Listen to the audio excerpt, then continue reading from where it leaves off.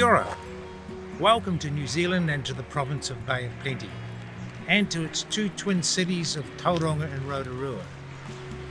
My name is Graeme Crossman. I've lived here with my family in the Bay of Plenty for more than 50 years, and I've been involved in all aspects of our renowned Kiwifruit industry for 44 years. But in the last 18 years, I've developed a special passion for providing onshore experiences to guests on cruise ships visiting the port of Tauranga. But a special privilege I've had has been to host guests aboard Viking ships, which visit our port and share with them some insights and experiences which will hopefully remain with them for many years to come. In this presentation, I'll be taking you to see features of this unique region, and we'll talk to people who help us to understand a little more of any particular focus we wish to deal on. But let's start right here, because it's through this rather narrow channel that your ship will pass, usually early in the morning on a high tide. The channel is between the majestic, iconic volcanic cone at the end of a small peninsula called Mount Maunganui, or Mauao, and the island of Matakana. This forms the entrance to Tauranga Harbour, in which the port of Tauranga is situated. The port of Tauranga is New Zealand's largest export port tonnage-wise, with the main products being logs and kiwifruit. But it is also a highly regarded cruise ship port, which provides access for guests to not only the local cities of Tauranga and Mount Maunganui, but also to the inland world-famous attraction of Rotorua, just 65 kilometres away. From the top of Mauao, you can get beautiful views of one of New Zealand's most iconic ocean beaches, Mount Beach, and a better view of the white sand beaches of Matakana.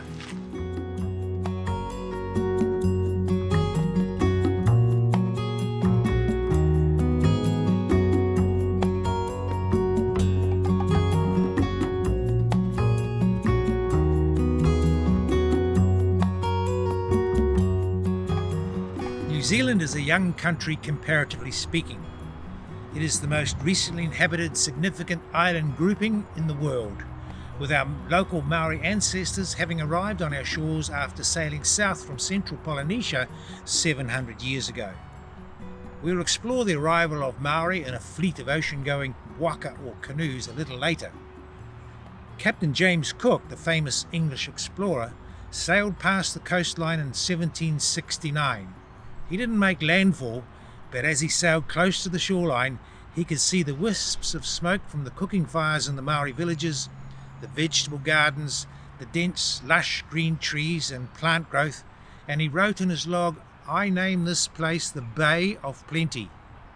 The name remains for the province, and even today it is a very appropriate descriptive for the region, which is home for extraordinary foods which are produced from the volcanic soils, the high sunshine hours, the abundant natural rainfall. European settlement began with the arrival of whalers and sealers to our South Island 200 years ago, followed by missionaries in the early 19th century. Missionaries came to Tauranga in the 1830s, and the British Army were involved in a number of skirmishes with local tribes in the 1860s, and indeed suffered some significant defeats. However, retribution from the British Army and land confiscations from the Maori tribes followed soon after. Tauranga grew as a rural service town for the surrounding dairy farms and as a provincial seaport for the exports of agricultural products to world markets. We've come to the centre of Tauranga, to an historic place where the missionaries first set up in the early 1800s. And I've got with me Cheryl Thompson, who will be able to tell us what this mission house is all about, because it is one of New Zealand's most revered historic places. So Cheryl, what is this, and what is the meaning of this particular area? Well, this is the Te Papa mission station, where the missionaries were able to build their chapel and their house and a bit of a self-sustainable village, because of the decimation of a Māori village that had been here for hundreds of years but were attacked, and they were invited to stay here because Māori were interested in learning about the Bible and of course the English way of living. Right. So this place here has been restored. But you've got other aspects of early life here in this location as well. We do. This was based on a pa site, so we have evidence of a Māori village being here for 600 years with up to 700, perhaps 1,000 people living here. We have records of missionaries visiting and seeing up to 1,000 waka between this pa site and the next one along the coast. And so we also have records of all the visits of other missionaries as New Zealand became populated. Right, so this is available for people to see? Do you have people coming through and having a look inside? What's inside that building? There is something to see in there? There definitely is. This house has been owned by one family alone, and they have kept the house as it was. So the missionaries that moved here and built this place from Kauri, from Coromandel, have lived here since 1838, and then their descendants have lived here and kept the place as a family home, but essentially as they lived in the 1800s. And so when it was passed to us in a trust form, we have kept it to keep the history of New Zealand and the coming together of two peoples alive for everybody to come and visit and learn about. And I know from having walked through it that you're sort of been able to look into aspects of a family home just as it was. It's quite unique. That's right. What we've done is we've kept each room as a particular decade.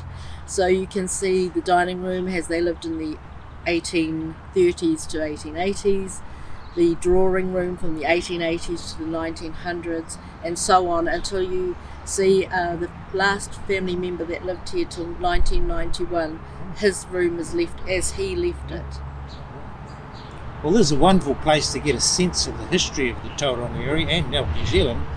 So thanks for giving us a little bit of an insight, Cheryl, and we'll hope that people might be able to come along just if and when they arrive in New Zealand as one of the things they can see in Tauranga. Thank you. Horticulture began replacing many dairy farms as kiwifruit thrived in the perfect soil and climatic conditions. Tauranga, along with its harbour and its ocean beach close neighbour of Mount Maunganui, soon became a very popular holiday destination for families from all surrounding areas and provinces. Now, with a combined population of 150,000 in Tauranga and Mount Maunganui, it is the fastest growing region of New Zealand outside of Auckland. A feature of New Zealand is the location of most of the populous centres on a harbour or the ocean coast or at a lake's edge. Tauranga and Mount Maunganui are no exception. Clusters of holiday homes at the sea or harbour or lakeside soon grow to be outlying residential suburbs of the cities. From here we look across these harbourside orchards and residential suburbs to the inland harbour, to Mount Maunganui and downtown Tauranga on the harbour's edge. It follows then that in Tauranga and Mount Maunganui, many cafes, bars and restaurants occupy prime positioning for patrons and diners' pleasures. The harbour bridge was completed in 1988, which eliminated the need to make a 40-minute windy, circuitous drive of 25 kilometres around the harbour to get from Tauranga to Mount Maunganui. And now the harbour bridge makes travel to and from the two cities a matter of just a few minutes. Because of the harbour and the entrance to the ocean with a number of offshore islands to visit, boating, yachting, surfing, swimming and fishing are the number one leisure activities in and around Tauranga. Rotorua, as we'll see when we journey there later, has 18 lakes adjacent to the city, so the people from there have water sports, trout fishing and mountain biking amongst their leisure activities. Of course, each city with its unique features is less than 1 hour's drive from the other, so people of the Bay of Plenty have wonderful access to a multitude of environments to enjoy family fun and vacations.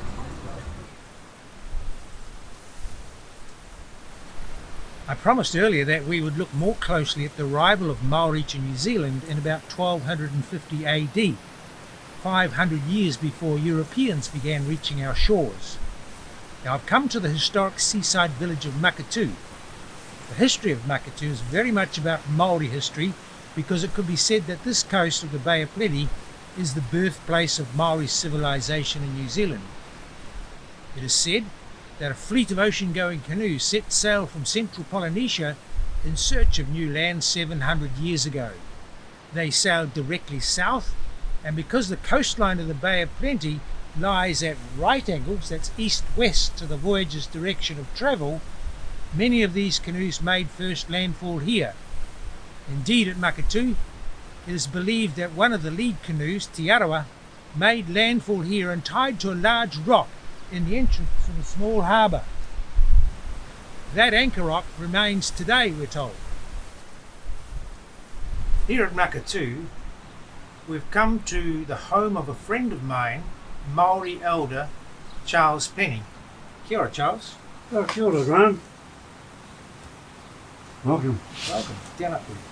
Charles, I was telling the people that these canoes came from central Polynesia 700 years ago, and they made first landfall on this coast, and indeed one of the canoes, Te Arawa, made landfall here at Maketu. Right. Now, from the stories of your elders and ancestors, what did the people find about this area here in the Bay of Plenty that was so good for them that they stayed here and created villages and sub-tribes? Well, apart from the climate, Graeme, food was their main basis here.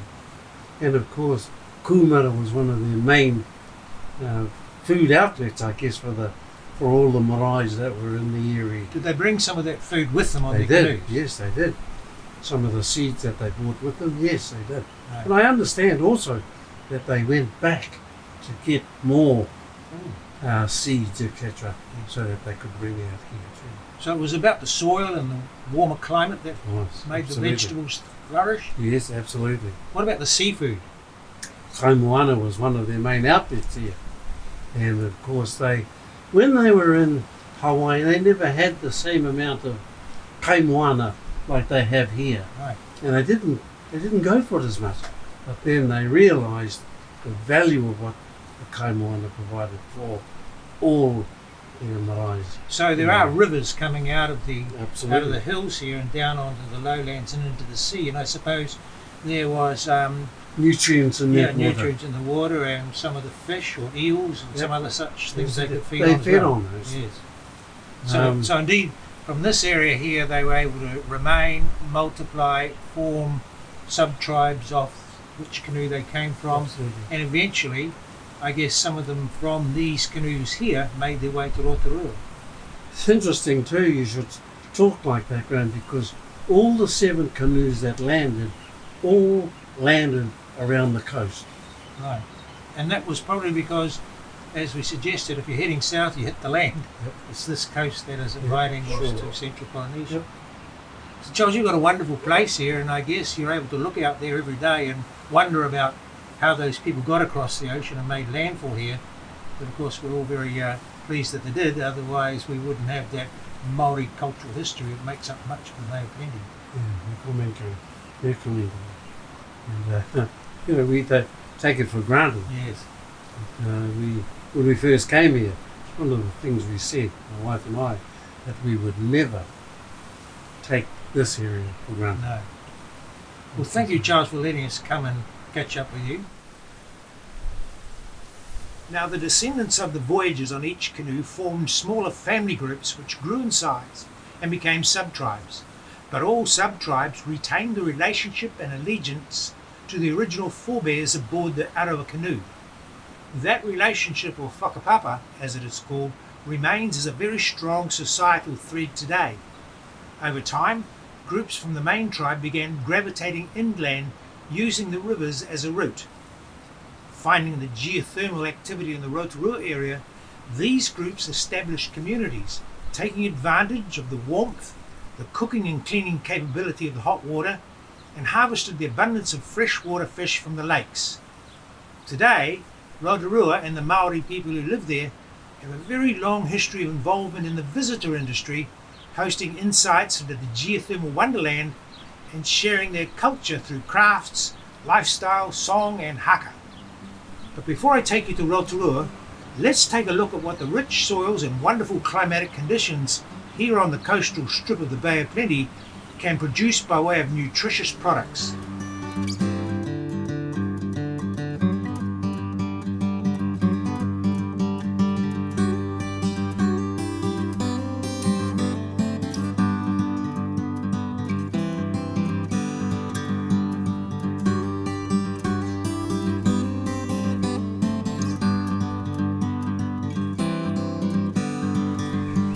halfway between Tauranga and Rotorua, just outside a town called Te Puke, otherwise known as the kiwifruit capital of the world.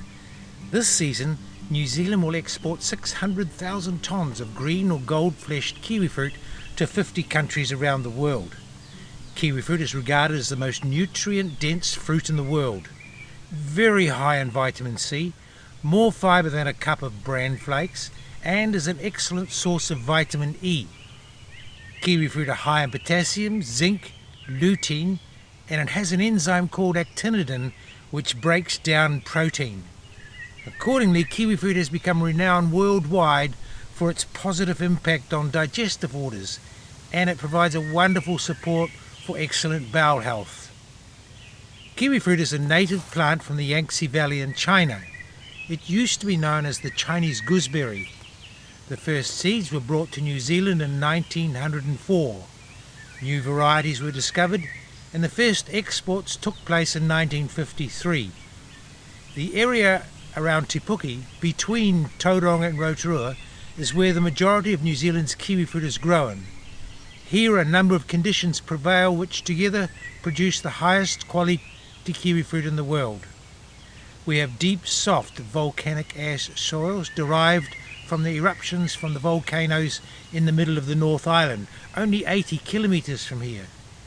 Two eruptions which provided most of the substructure here were known as the Maunganui eruption 70,000 years ago, and the second was called the Taupo eruption 1800 years ago. Both occurred at the same place, and together they blasted 1,000 cubic kilometres of superheated porous ash over much of the North Island. A good proportion of it was laid down here in the Bay of Plenty, in some places 70 metres deep.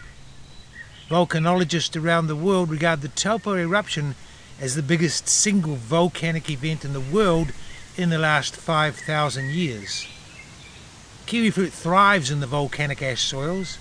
This area has high sunshine hours each year, and it also enjoys high rainfall, 150 centimetres each year, spread evenly over each of the 12 months.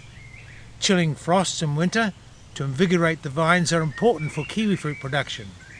As a consequence of these unique conditions, nearly all of New Zealand's kiwis are grown here, halfway between Rotorua and Tauranga.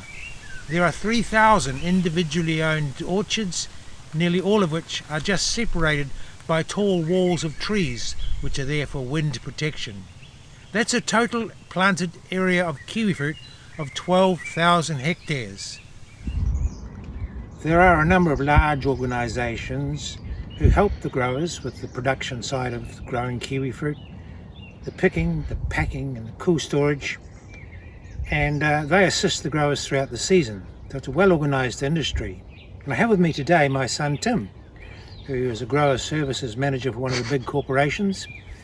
And Tim, welcome to this little exercise we're doing to introduce people to what like being at home in Tauranga and Rotorua. But here we are under some vines. What's the process that's going on at the moment, and what's likely to happen with these vines from here on in? So at present you can see some of the little fruit lips up here on the vines already. This is the kiwifruit in its early stages and it's just forming. We've just completed our pollination. You can see behind me here, this is a male kiwifruit plant. We do need a male and a female kiwifruit plant to produce the kiwifruit. And at this time of the year we bring in beehives, and if you just pan over to there you'll see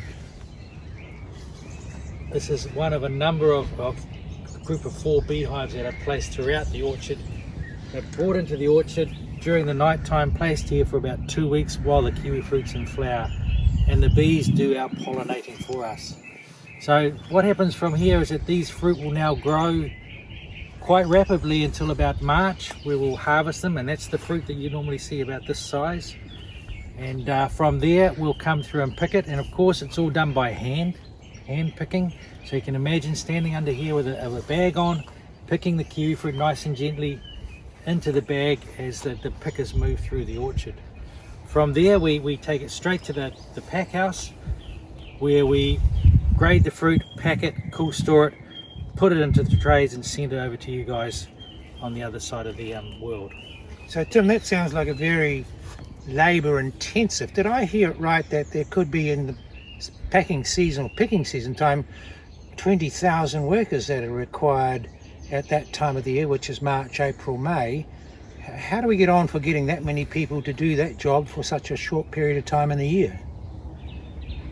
This year was challenging. Worldwide COVID, it meant no tourists, no backpackers were in the country. We had to rely on a lot of local labour. In any given normal year, we would rely on the backpackers and the tourists, the students, or anybody who's physically able to come and help harvest the fruit. So it was a challenging year, but we got through, and we have our fingers crossed for next year when COVID is a thing of the past. Because the kiwifruit industry is still growing very quickly. What's driving that growth? What are growers planting nowadays to affect the size of the industry and that incredible growth actually?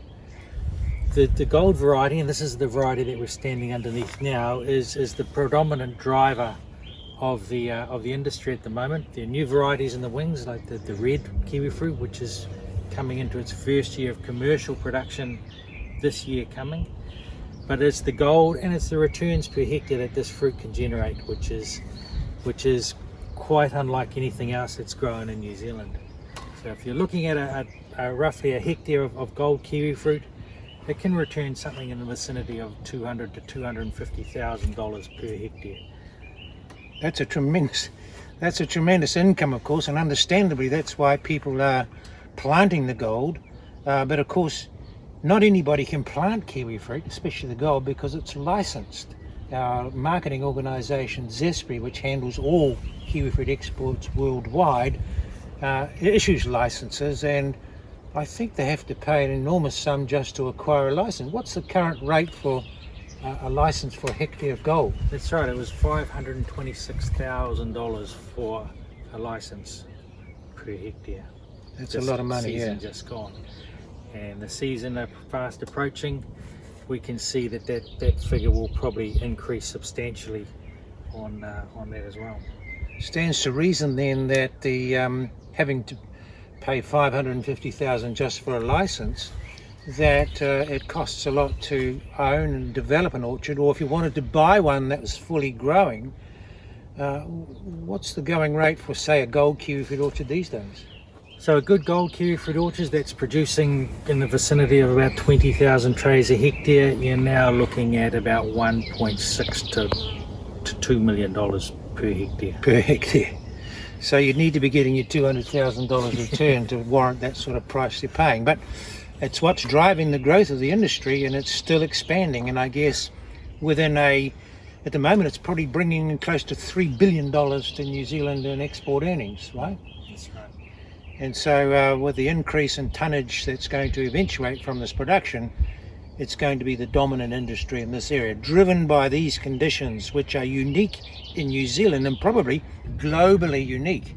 The condition for the soil, as I explained, the ample rainfall, the high sunshine hours, the frost at the right time of the year. This is the only place in New Zealand which has got all of those conditions happening without fail each year. So the conditions are right, and the growers are maximising the return off their land. Tim, you said this is pollination time, so as I understand it, these bees that are working here today, because it's nice and warm and sunny, they're working fairly vigorously. The male flowers and the female flowers are out, and I think for an average sized orchard like this one of 4 hectares, we've probably brought in about 1 million bees in total. So what are these fellas doing now? So at the moment it's a nice sunny day, and the bees are actually going out and foraging. They're out there looking for pollen. The curious thing about the kiwifruit flower, there is no nectar in the kiwifruit flower, so these bees are fed on a regular basis, which then tells the hive that they've got enough food in there, so they need to go out and look at pollen. Right. And they go out and visit the vast amount of flowers that are in the orchard, because each one of those little fruitlets that we saw up there was a kiwifruit flower. This is probably coming to the end of the pollination for this orchard here, but there are still a few flowers open in there, So these bees will go out and they will forage and look for the pollen in there. How do you feed the hives? Who does that?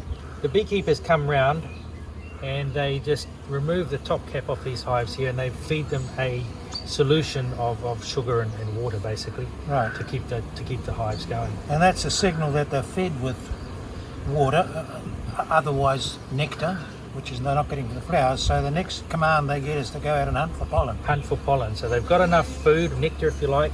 Now they do have to go out and find pollen. So that's all these guys are doing, or girls I should say. And that's what they're doing on a day like this. Yep, nice and busy. Great day for pollination, and the bees are certainly out and about foraging. So the grower has to bring these hives, and he doesn't have them himself because he only needs them for a couple of weeks each year. So what sort, does he hire them? Is that how they work? That's right. The bees are brought in by beekeepers. They're here for about 2 weeks, and the orchardist hires these from the beekeepers. What sort of price does he pay just for a couple of weeks? Per hive, which is one of these stacks here, we're looking at about $200 to $220 For that per 2 week hive. period, yeah. For that 2 week period. And so these bees, if kiwifruit's only flowering for, some orchards for 2 weeks, but of course there's different altitudes and 2,500 orchards. That's right, yep. What does the beekeeper do with the hives for the rest of the year? The rest of the year, these hives will go out into the native bush, into the manuka honey, and or into the forestries, and that's where the beekeeper earns a fair amount of his revenue, is from the manuka honey. Because that's another interesting thing about the Bay of Plenty. In this particular region in particular, halfway between Tauranga and Rotorua, we could also call this the home or the capital of manuka honey, because we've got the big Convitor organisation. That's the biggest manuka honey producer worldwide.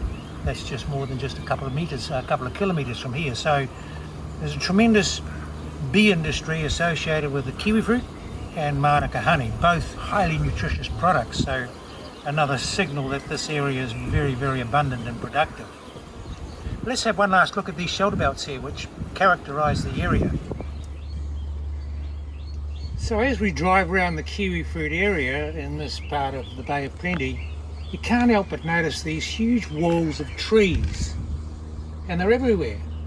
And I think I've worked out myself that if there are 2,500-3,000 orchards and these walls surround all the orchards and split them up into compartments, there's probably 3,000 or 4,000 kilometres of these walls, which look as if they've been cut.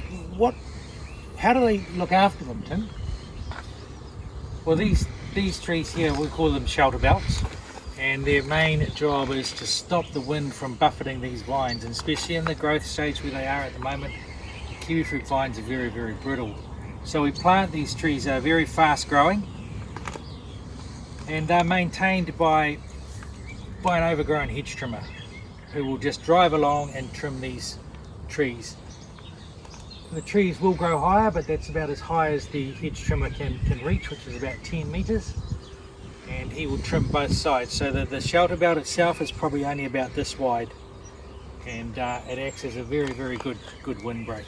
Because you don't want them taking up good growing space by spreading their branches too wide, so that obviously keep them narrow, force them up and top them. But what tree is this? Because it seems to be the predominant one. This is a Japanese cedar, the Cryptomeria japonica. So a very, very fast growing tree and a very dense growing tree, and you can see there's not a lot of wind is going to penetrate through this. And how often will he cut the tree? These contractors, I guess there must be dozens of businesses solely specialising in cutting these walls.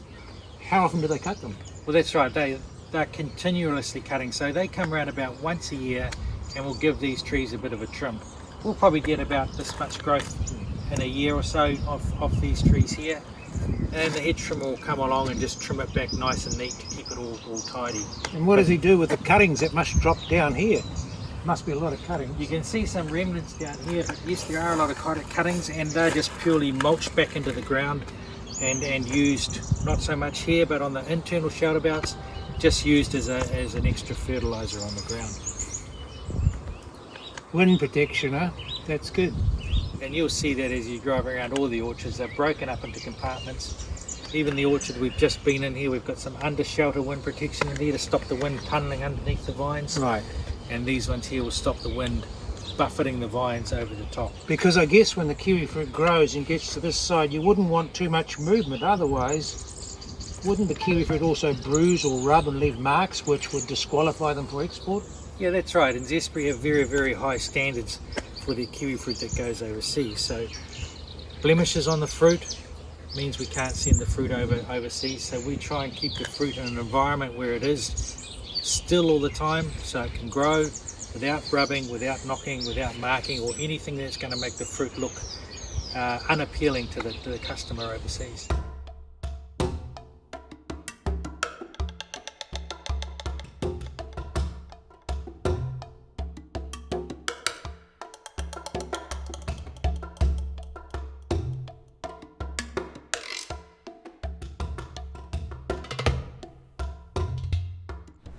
I've taken a gondola ride to the top of Mount Nongataha to give you an overview of the city of Rotorua. Rotorua has a population of 77,000 people, of which people of Maori descent make up 37%. The Maori make up 14.5% of the total New Zealand population, so it's easy to understand the depth of Maori tradition and culture which characterises this part of the Bay of Plenty. Tourism is a major component of the Rotorua economy. Traditionally, the natural assets of geothermal and volcanic activity and the interest in the cultural aspects of Maoridom were the main drawcards for tourists, both domestic and international.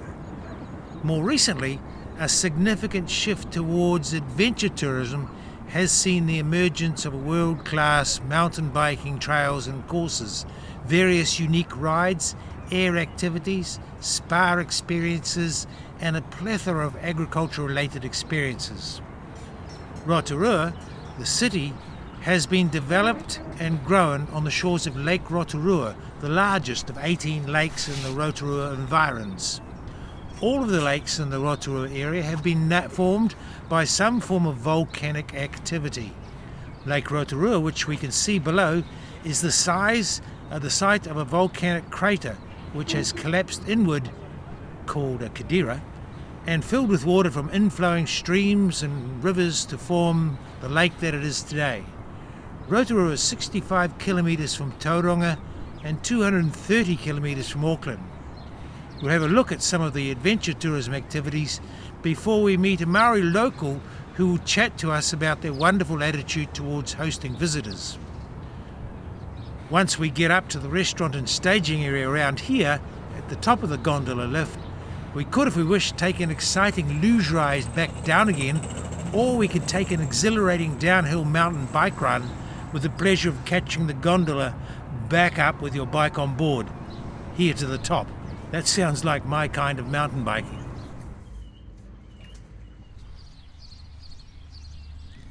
Originally known as Pai Kumana, the government gardens are situated on the lake's edge in downtown Rotorua.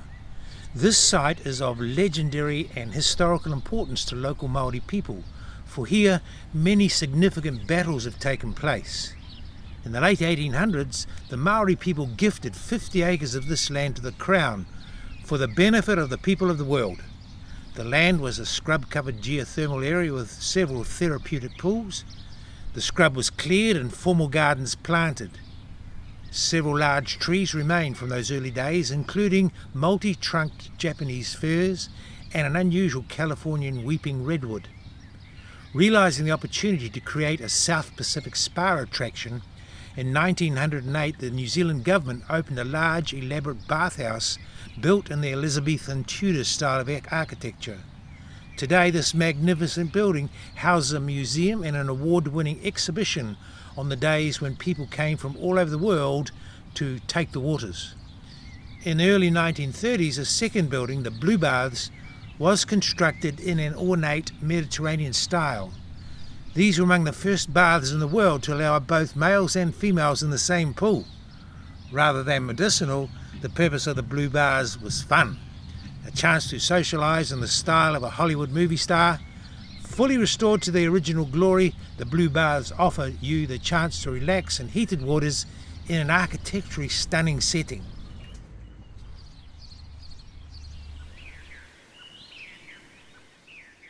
This is something different, really immersive, and which reflects our major forestry and timber industry in the geography of the land surrounding Rotorua. Here we are at the Redwoods tree walk just on the outskirts of the city centre. Wending a trail high amongst the redwoods, you can enjoy a sense of wonder at the grandeur of these magnificent specimens of nature by walking from tree to tree, experiencing what it must be like from a bird's perspective.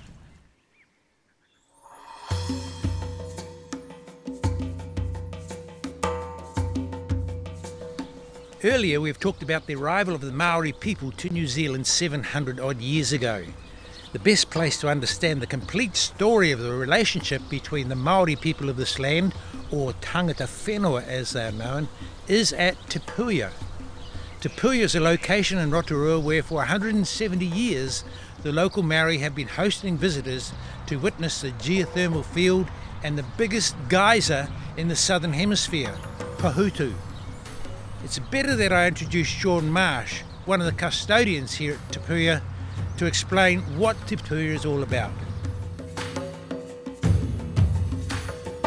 Well, we reached Rotorua and we first of all came, as you would do, to what is a New Zealand iconic venue, which shows and showcases a lot to do with what this area of Rotorua are all about. And to tell you about that, much better than I can, I've asked Sean Marsh, who's General Manager of Sales and Marketing of Te Puya, to explain just what we've got here.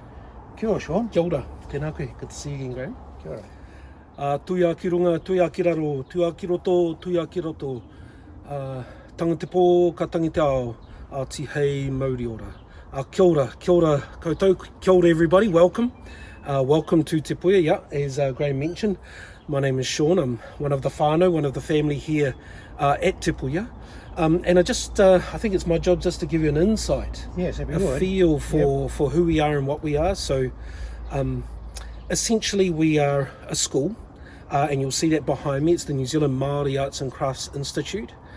We have a mandate from the government to protect and perpetuate traditional Indigenous knowledge through our schools.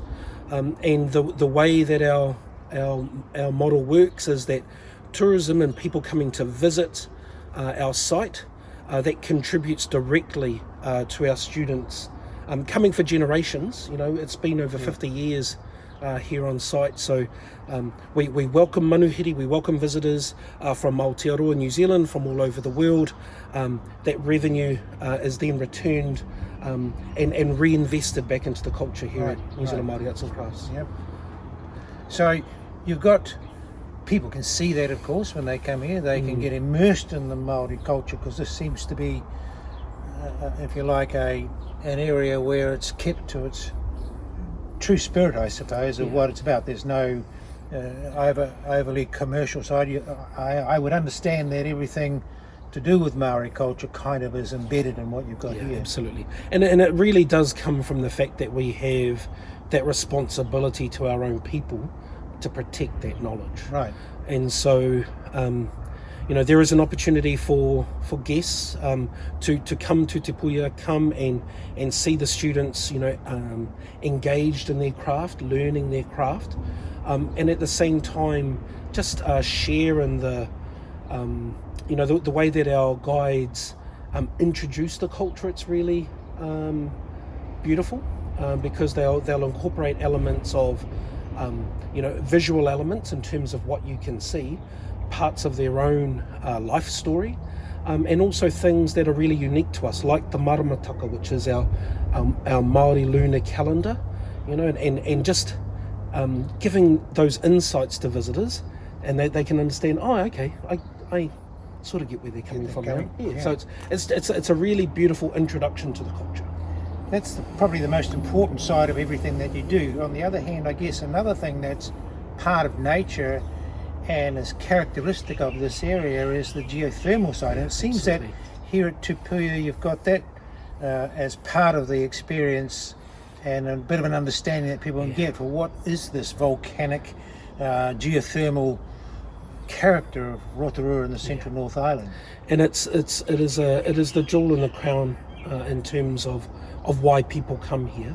So we have on site there's 70 hectares of site, and we guide people just to different corners of that, but they'll actually see all of the different aspects of what we call surface expressions of geothermal energy. So whether they're mud pools, whether they're just steam vents, or Pohutu geyser, it's the largest geyser in the southern hemisphere. Wow. And again, we notice, when we're taking people through, depending on what the lunar cycle is doing, it can really impact what the geyser's doing. So we share those insights with them. Can we get an oversight? No need to go into the centre of the whole thing, but somewhere where we can just see what this view looks like. Yeah, absolutely. Let's do that.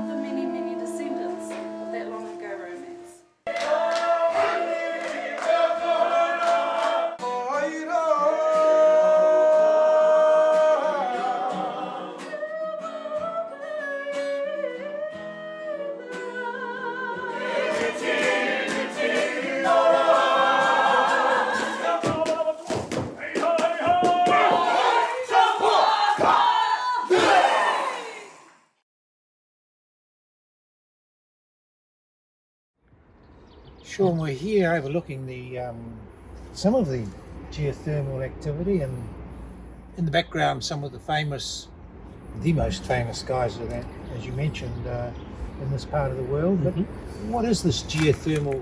Why is Rotorua regarded, if you like, as where everything geothermal happens? Can you explain that a bit to us? So we have, welcome to Te Whakarewarewa o Te Ope Taua Wāhiao.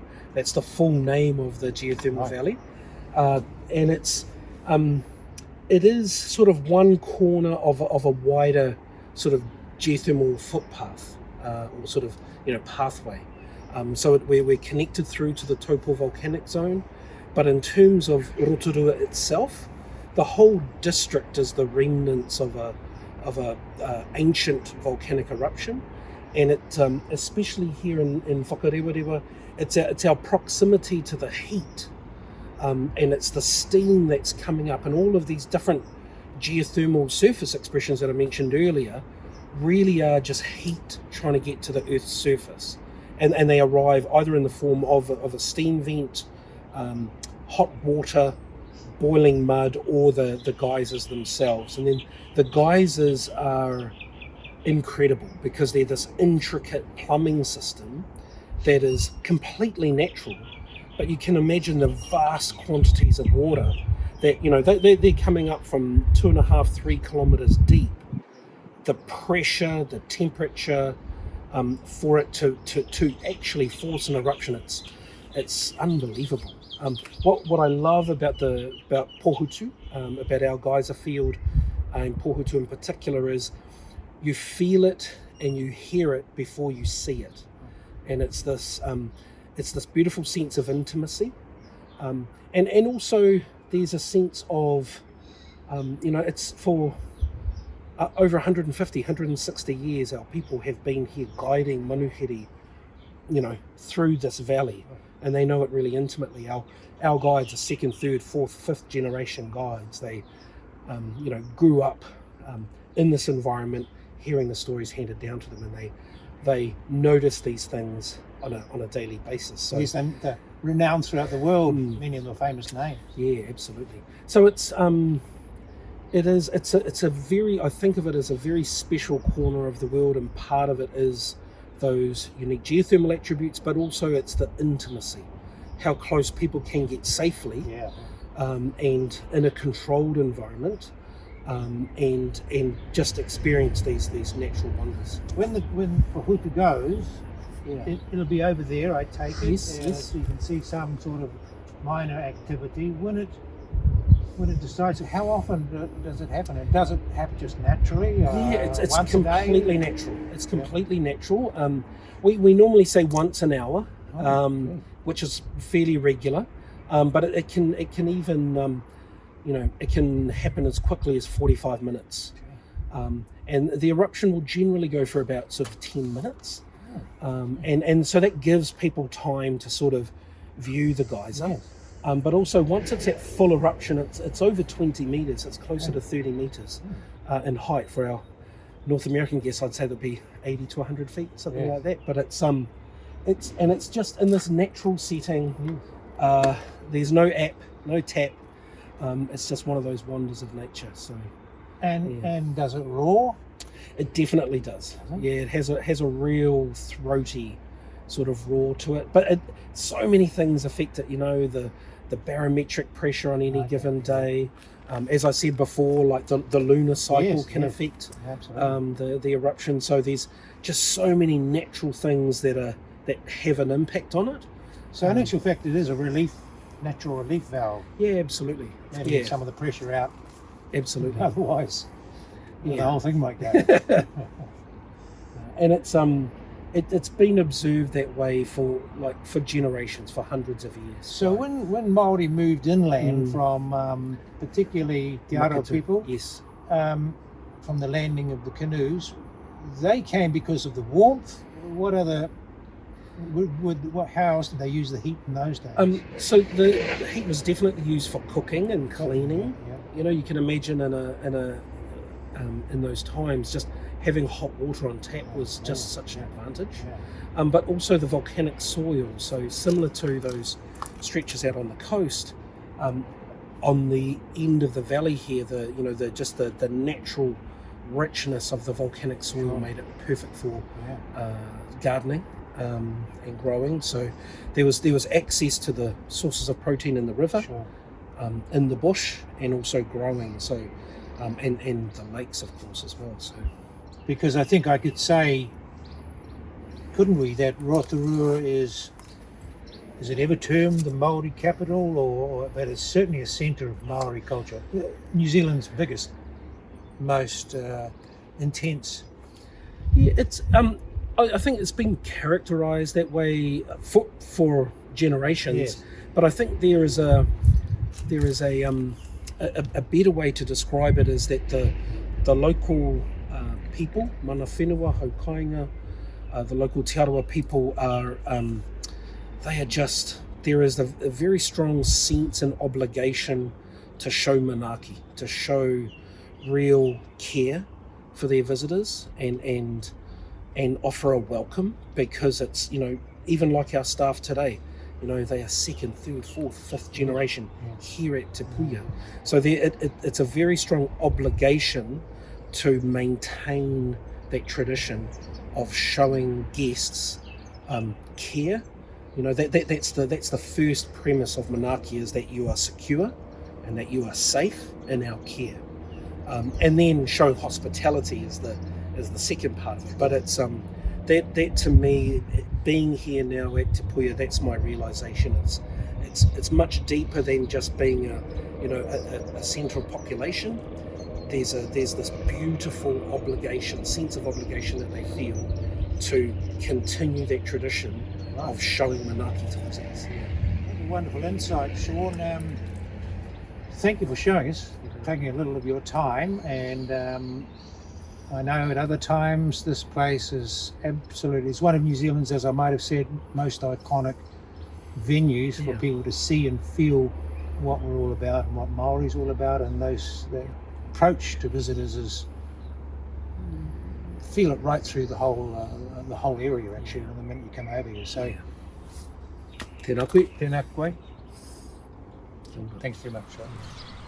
Rotorua has the largest concentration of Maori population in New Zealand, and every aspect of life here and in New Zealand as a whole, the Maori culture is ever present, be it in the use of te reo, the language, artistry, Maori communities, or by the way we are perceived by the world. Our best example of the Maori presence is the worldwide recognition of our national rugby team, the All Blacks, the world's most successful sports team. The All Blacks are synonymous with the Maori haka, which they perform before every game. It's appropriate then that as we leave Rotorua, that we provide an example of this expression of how the European and Maori cultures have converged.